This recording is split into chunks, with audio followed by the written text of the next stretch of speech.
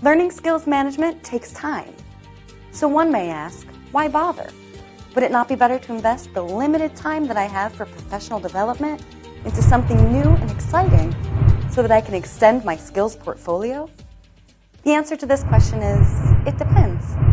It may well be the case that you would be better off tackling a new functional area that might look good on your resume. For example, you could take an online course in data analytics if you haven't done so already. But after a while, particularly if you have not been very successful when competing for a position, you might be interested in learning about how to grow, manage, and present your skills portfolio more effectively. And this is where you, a career builder, can learn something useful from the business world.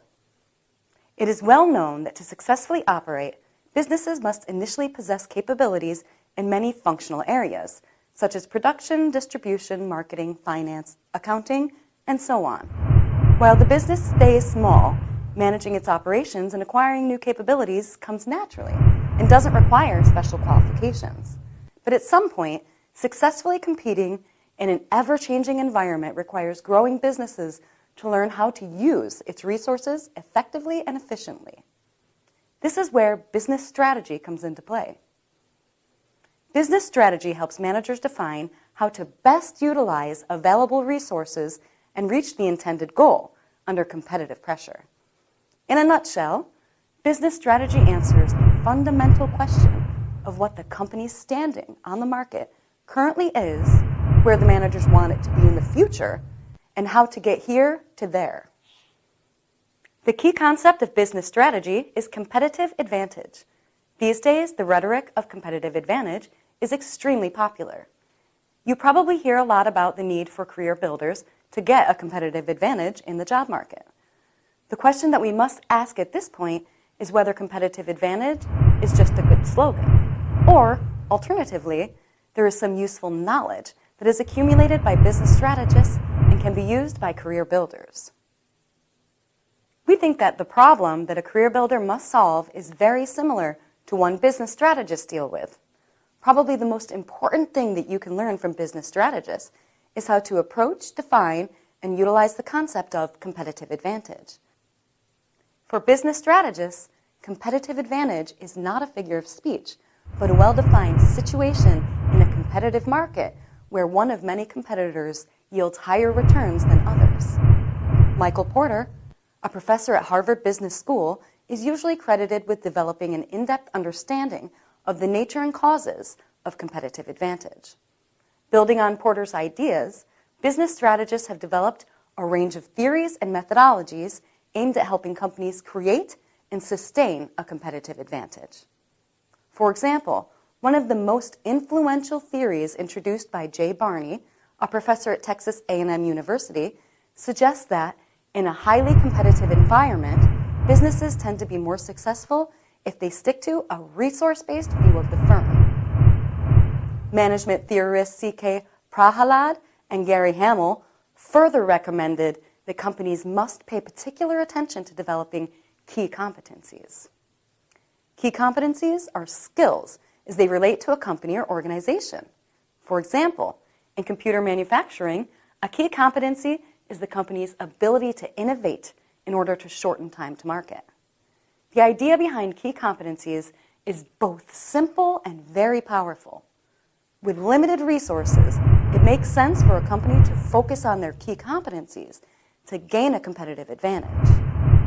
The problem, however, is how to identify and develop a winning set of key competencies in real time under competitive pressure. These days, many MBA programs in the U.S. and around the globe teach current and future business leaders how to use sophisticated models and techniques to identify and grow key competencies. Some of the methods used are SWOT analysis, VRINE analysis, value chain, PESTLE analysis, and many others. Building on the successful implementation of key competencies in the business world, you can utilize a similar approach to organize and optimize your skill-building activities for career growth.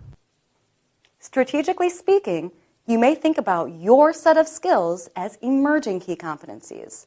Then, The fundamental question is what the current value of your skills is, where you want to outperform your competition, and how you can get from here to there given the ever-changing environment and competitive pressure.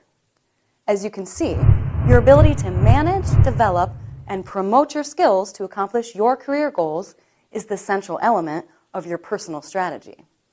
Just like a business manager, you may significantly benefit from strategic management training focused on personal strategy. Therefore, taking a class in individual skills management might be a really good idea. Here's another reason for you to consider investing time into skills management.